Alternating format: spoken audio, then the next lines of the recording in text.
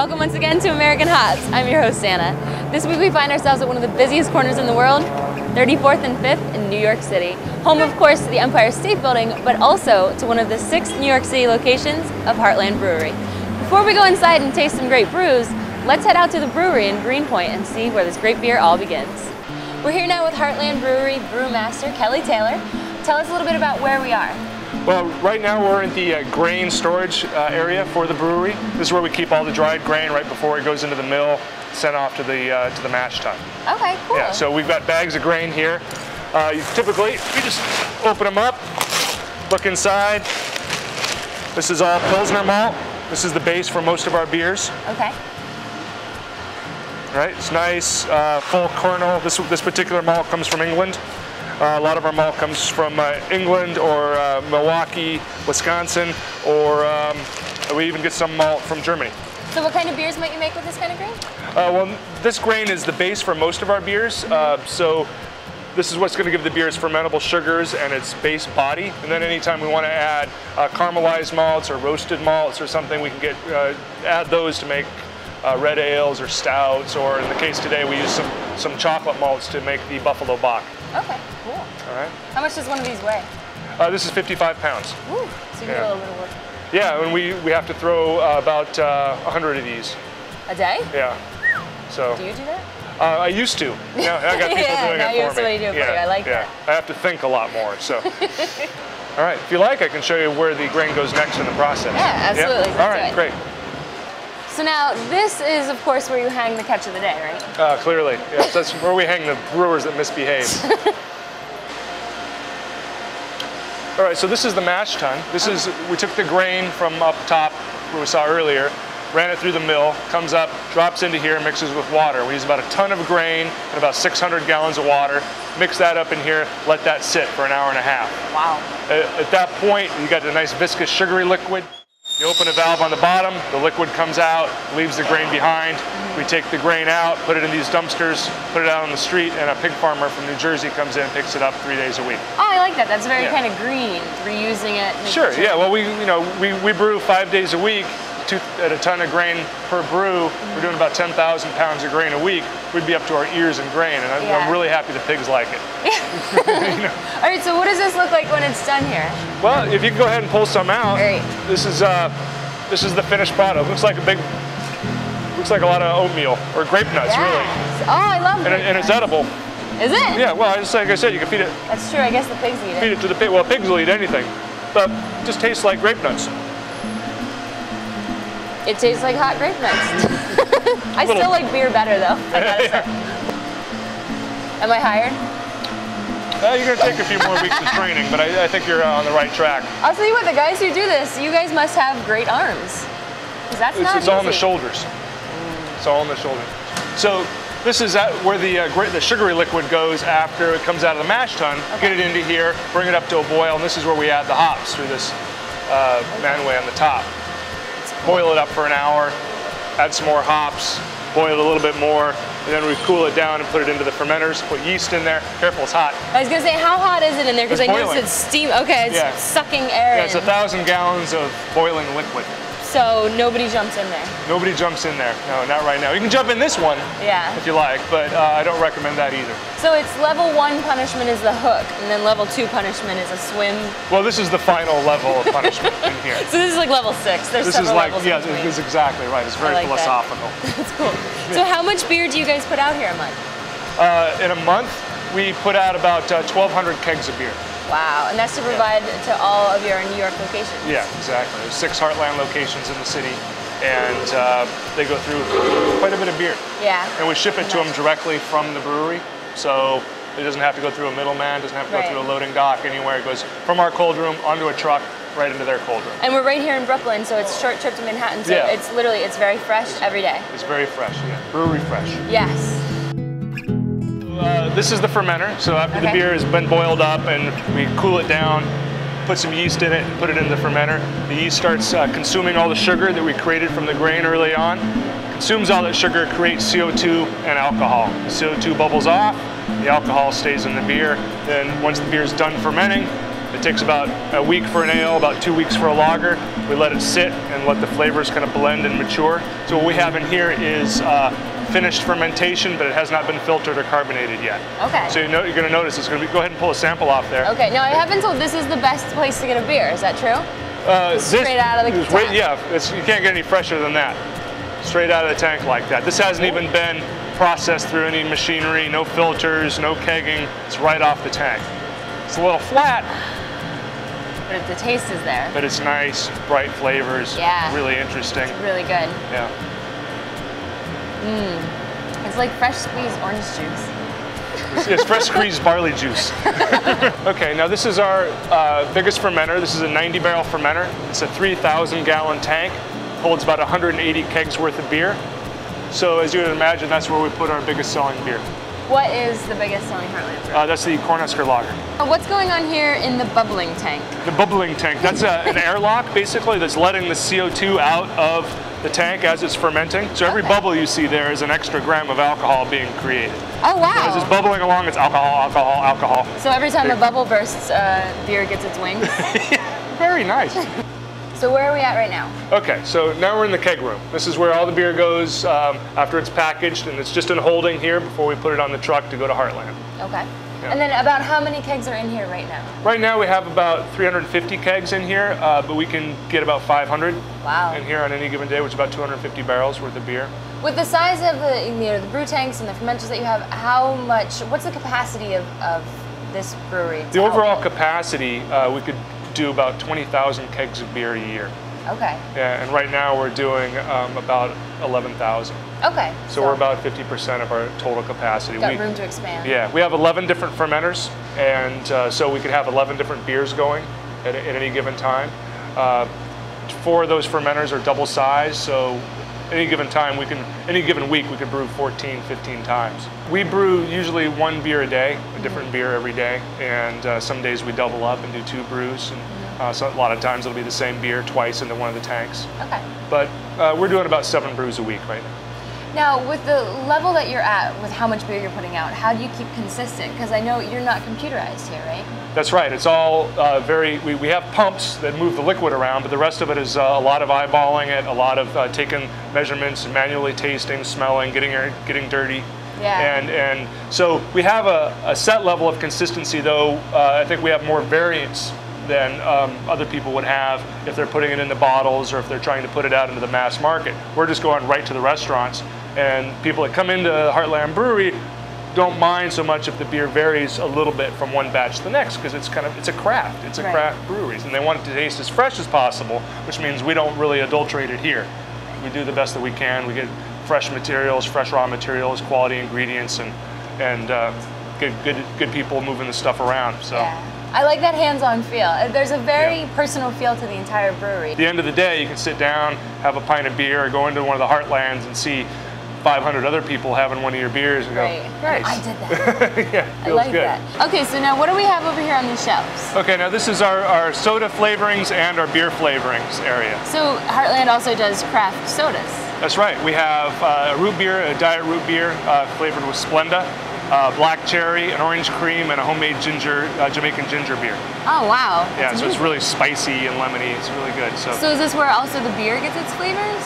Well, we do have some beers. One of them is the Indian River Light, spiced with orange and coriander. So we have some orange oils, which actually I have here, which is an extract of an orange rind. Okay. It's basically just compressed orange rind in an oil form. And then for the winter time, we have the nutmeg and the cloves that we use in some of our holiday spiced beers. That's awesome. Before heading to Heartland's Beer Hall, owner John Bluestein stopped by to tell us about Heartland's beginnings. I thought I was getting into the pizza business with a little bit of manufacturing in the back room, and I really didn't know any better. I didn't know I was running restaurants and having production facilities and having customer service. I thought it was just like a little retail store, and I found out very quickly when the beer consumption and the sales volume went like that, I had something beyond what I expected. John isn't the only owner. Employees are owners as well.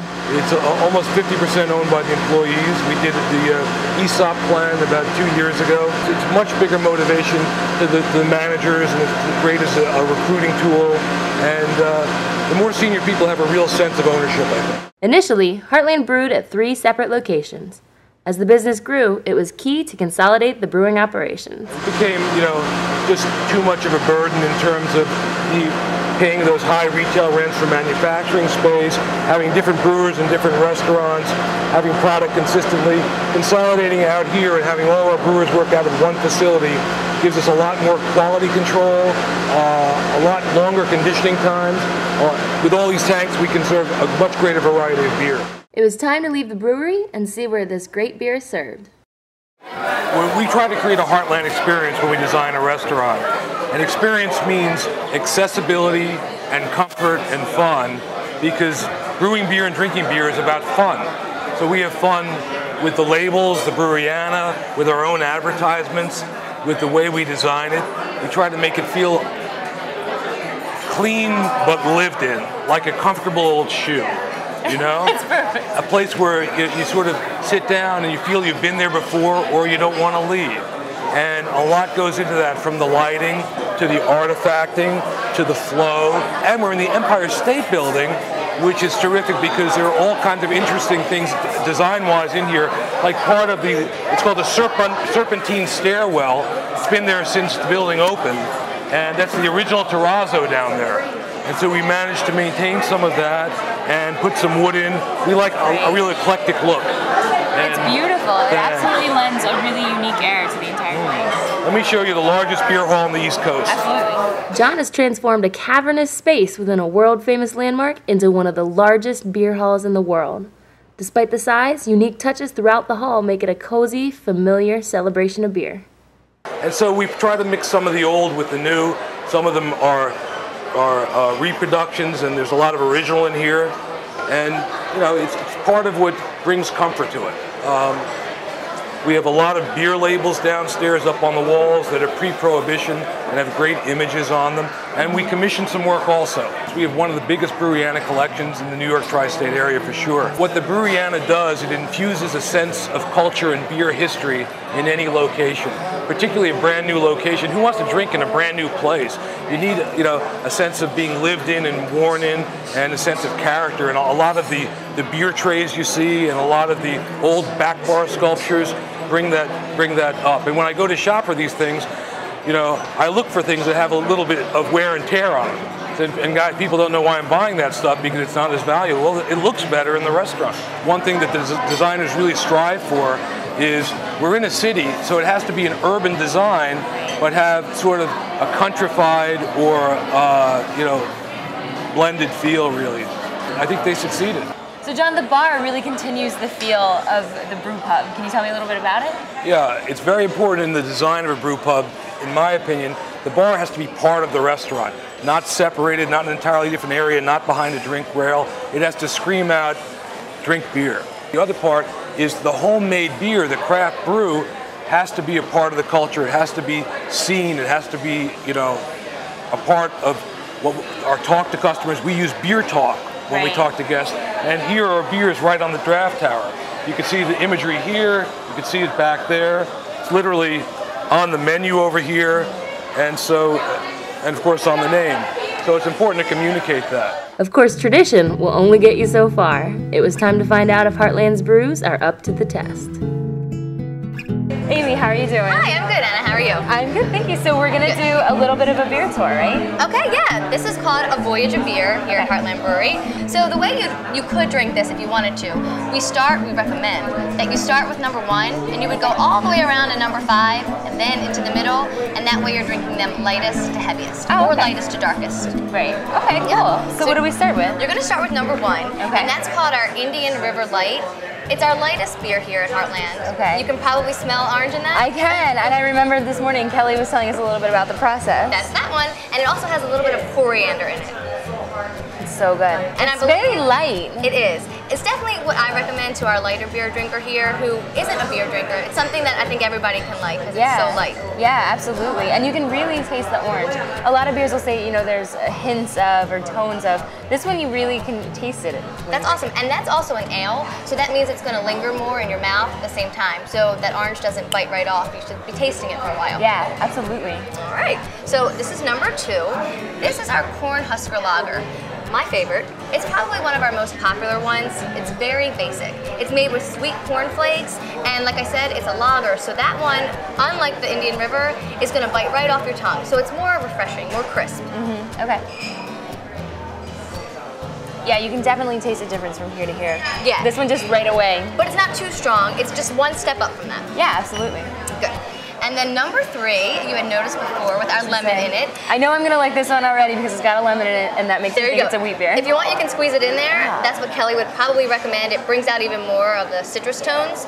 But this is called our Harvest Wheat, and it's a German beer. It's a Hefeweizen. And it's unfiltered. I don't know if you can see this, but the difference between the Cornhusker Lager and the Harvest Wheat, see how cloudy that one is? Much milkier. Yeah, it's because Kelly didn't filter that, so it's an unfiltered beer. And we serve it with the lemon to bring out more of the citrus.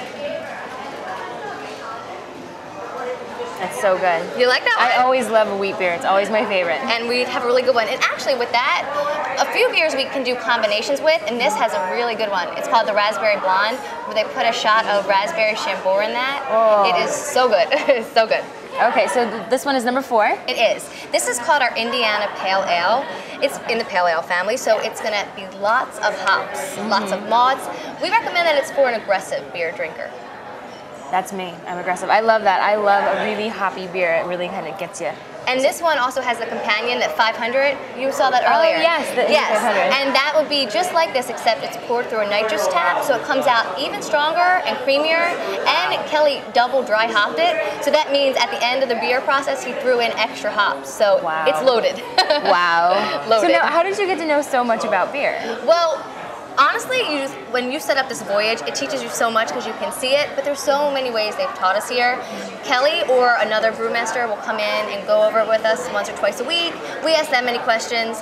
And then we were required to take a class called Beer 101 when we became a server here. And it's kind of like what we're doing right now, where we get a voyage in front of us, we look at the color, Kelly has to smell it, he has to taste it, and we do what we call beer talk, where you find out, what goes best with what food, what, you would recommend if somebody likes champagne, we would recommend the Harvest Wheat, and I never would have known that without Beer 101. And then you graduate to Beer 102, where you actually go out to the brewery, like you guys did, and you get to see how everything is made and have a tour of it. Oh, wow. And the best thing is that that's available to, customers here. So this is the Red Rooster Ale, one of our well-balanced beers here. It's like a Sam Adams or Bass if you wanted to compare it to something. It's got caramel and toffee and nuts.